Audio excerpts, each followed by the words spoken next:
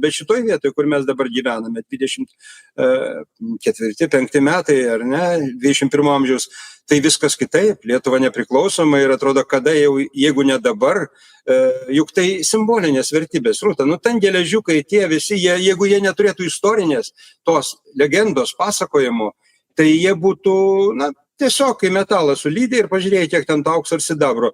Bet tai yra istorinės relikvijos, autentiški dalykai, mes juos sureikšminame. Kam, jeigu ne religininkam, žinoti, kad iš tikrųjų koks nors medžio gabalėlis, jeigu jis Jėzaus Kristus tenai vadinamas pasakojama, kad jisai vadinamas to kryžiaus, jisai įgyja didžiulę vertę.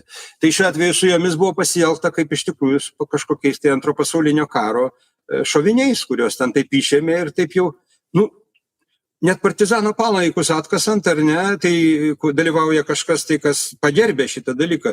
Kokia pagarba tyliai kažkur nunešus į seifą ir 3 karalių dieną nuleistom akim nedrąsiai kalbėti, mes išėmėme.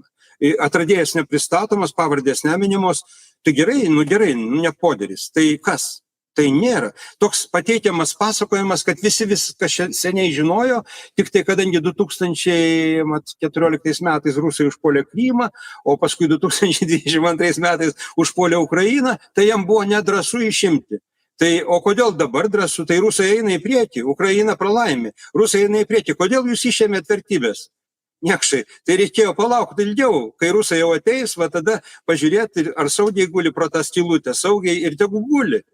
Tai visi bijo rusų ir kaltina, ką nori, Krymą, rusus, Saulių Poderį tyrinėtojai, tik ne save. O kodėl nepakvietėte paminklotvarkininkų paveldo atstovų? Klaida. Tai čia klaida, o kad Poderis pirkdamas, gelbėdamas eksponatus, 40 000 kolekciją sukaupęs eksponatų, padarė klaidą, kai kurios nupirko iš juodųjų archeologų, kai kurios, mažą dalį.